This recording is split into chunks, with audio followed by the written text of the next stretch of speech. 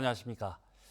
내일이면 포항 촉발 지진이 발생한 지 8년이 됩니다. 학계와 법조계 전문가가 한자리에 모여 과학과 법으로 진실 규명과 회복의 길을 모색하는 국제 포럼이 열렸습니다. 김기영 기자가 보도합니다. 포항의 일상을 송두리째 뒤흔든 2017년 11월 15일 규모 5.4의 촉발 지진, 사망 1명, 부상 117명의 인명 피해와 시설물 전파 671채 등 3,323억 원의 직간접 피해를 안겼습니다. 포항시는 지진의 아픔이 서려 있는 흥해에서 지역 회복의 길을 모색하는 국제 포럼을 열었습니다. 과학계는 촉발 지진 이후에도 계속되는 규모 2 이하의 미소 지진에 대한 관리와 분석이 필요하다고 강조했습니다. 지금 발생하고 있는 지진들은 규모가 2가 안 되는 아주 작은 지진들이어서 시민분들은 느끼지 못하는 지진들이 대부분이고요. 그렇지만 이렇게 작은 지진들도 많이 발생하고 자주 발생하는 상황이 발생한다 그러면 이것도 우리가 왜 그런지 조사를 좀 할 필요가 있을 것 같습니다. 판결문을 분석한 이진한 고려대 명예교수는 법원은 고압 물주임만으로 주의 의무 위반이라 단정할 수 없다고 판단했지만 이는 지진 규모와 주입 압력의 상관관계를 입증한 수많은 국제 연구 결과를 무시한 것이라며 판결의 과학적 근거 부족을 비판했습니다. 소프트 스티뮬레이션 기법은 3.1 지진이 발생한 PX2정에 한 게 아니라 PX1에 한 거거든요. 예를 들자면 오른쪽 다리가 부러졌는데 왼쪽 다리를 기부스하고 조치를 했다라고 한 것과 다름이 없습니다. 법조계는 시민들의 관심이 집중된 손해배상 소송과 관련한 법적 쟁점과 전망을 논의했습니다. 포항시는 대법원 최종심이 순리대로 나올 것이라는 기대감을 재확인했습니다. 대법원에서는 우리 시민들의 그러한 피해를 생각해서 좀 더 확실한 그런 판결이 나왔으면 좋겠습니다. 저희 시에서는 공동소송 대리인단 지원이나 여러 가지 행정적 지원을 끝까지 해나가서 어느덧 시간은 8년이 흘러도 50만 포항 시민들이 정부를 상대로 제기한 위자료 소송 등 아직도 끝나지 않은 사안들도 한두 가지가 아닙니다. MBC 뉴스 김기영입니다. 수소 전문기업 FCI가 포항 블루밸리 국가산업단지에 수소 연료전지 생산 공장을 착공했습니다. FCI 포항 1공장이 내년 하반기 완공되면 25메가와트급 대형 고체 산화물 연료전지 생산 라인이 구축되며 이후 2단계, 3단계로 시설을 확장하면 고용 규모도 점차 늘어날 전망입니다.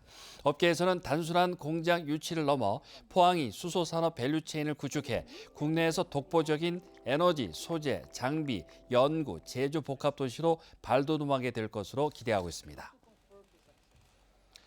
2026학년도 대학 수능 시험이 이제 끝났지만 지금부터가 진짜 승부처입니다. 수능 가채점 결과에 따라서 수시와 정시 전략을 재정비하고 남은 대학별 고사에 집중해야 하는 중요한 시기이기 때문입니다. 신병철 기자입니다. 수능 시험장을 나서는 수험생들의 표정은 제각각 희비가 엇갈립니다. 시험을 잘 쳤든 그렇지 않든 이들에게 주어진 시간은 많지 않습니다. 수능 가채점 결과가 예상보다 낮을 경우 수시 남은 일정에 적극적으로 참여하고 반면 수능 성적이 예상보다 잘 나오면 이미 원서 접수를 한 수시 논술고사나 면접고사를 포기하고 정시 모집을 적극적으로 공략하는 것이 좋습니다. 논술고사와 면접고사는 지망대학의 기출문제와 예시문제를 통해 출제 유형을 철저히 파악해야 합니다. 논술 준비는 지원 대학별로 제시하는 출제 의도, 채점 기준 등을 고려해 제한 시간 안에 맞춰서는 연습을 하고 면접 대비는 입학처 사이트에 공개된 기출 문제, 면접 관련 가이드북 자료에서 예시 답안을 만들어 보고 구술해 보는 실전 연습이 필요합니다. 올해 정시 모집의 가장 큰 변화는 학생부 반영 확대입니다.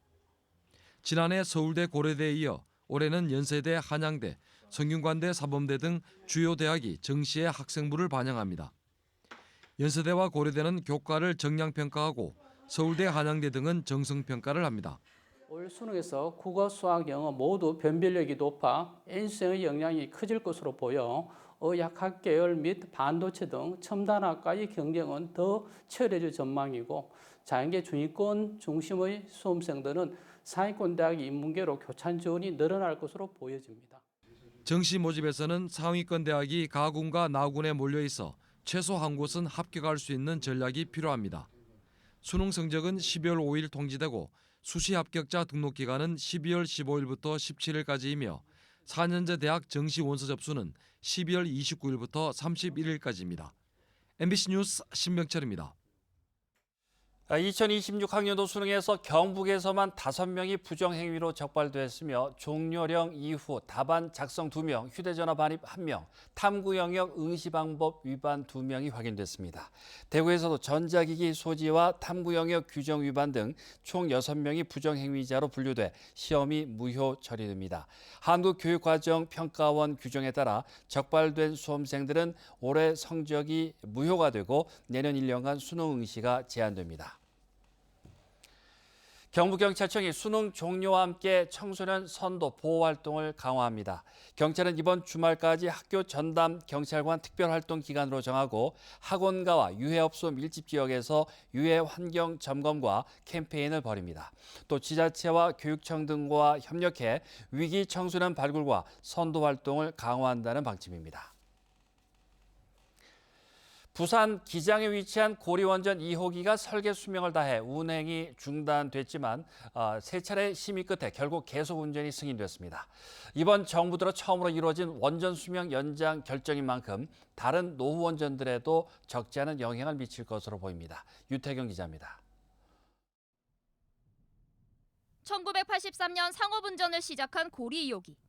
40년 설계 수명이 끝난 2023년 가동을 멈춘 뒤 수명 연장 논의가 이어졌습니다. 원자력안전위원회는 지난 9월부터 세 차례 이 안건을 심의한 끝에 제적위원 6명 중 5명 찬성으로 계속 운전을 허가했습니다. 구조물 상태와 설비 교체 계획 등을 심의한 결과 안전성이 충분히 확보됐다며 설계 수명을 10년 더 연장하기로 한 겁니다.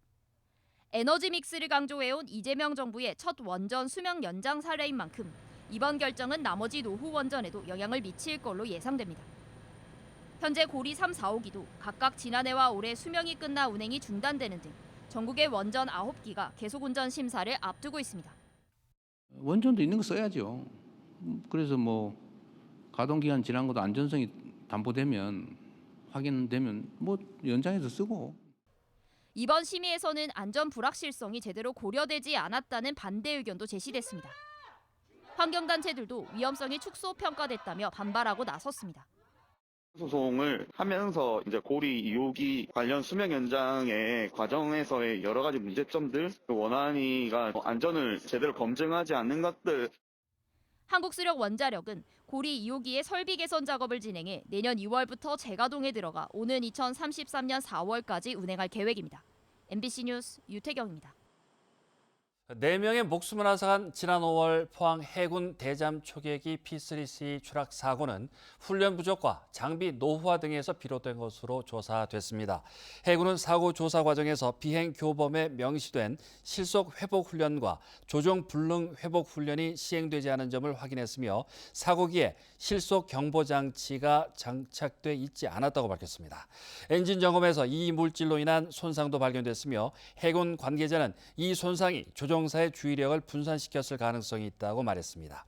해군은 이번 사고를 계기로 비행 승무원 훈련 강화, 엔진 연소실 점검 주기 단축, 받음각 지식의 위치 개선 등 재발 방지 대책을 마련했다고 밝혔습니다.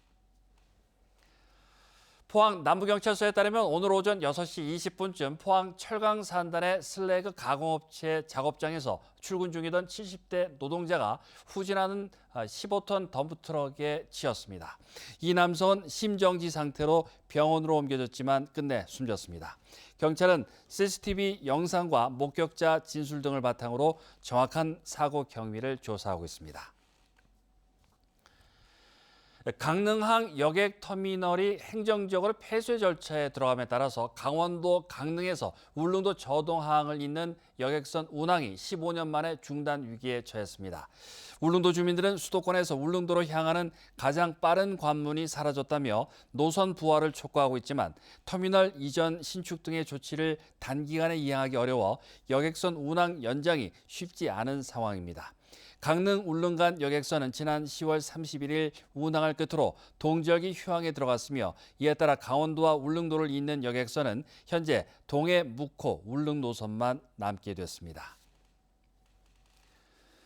포항 영덕고속도로가 지난 8일 전면 개통되면서 이번 주말에도 내륙 지역 관광객들이 영덕과 포항 월포 등에 몰려올 것으로 예상됩니다. 특히 포항 영덕고속도로 포항 휴게소는 배를 형상화한 독특한 디자인의 탁 트인 동해 오션 뷰를 연출하며 단순한 휴식 공간을 넘어선 관광 명소로 인기를 끌고 있습니다. 고속도로 개통 영향으로 최근 유튜브와 인스타그램 등을 통해 동해안 맛집을 소개하는 콘텐츠가 인기를 끌고 있는 데다 대게 금어기가 풀려 이번 주말 동해안은 미식 여행을 즐기려는 관광객들로 북적일 것으로 예상됩니다. 독감이 어린이와 청소년을 중심으로 확산하면서 전국 독감 유행 단계가 보통에서 높음으로 격상됐습니다. 질병관리청에 따르면 지난 11월 2일부터 8일까지 독감 의심 환자는 외래 환자 1000명당 50.7명으로 전주보다 122.4% 급증했습니다.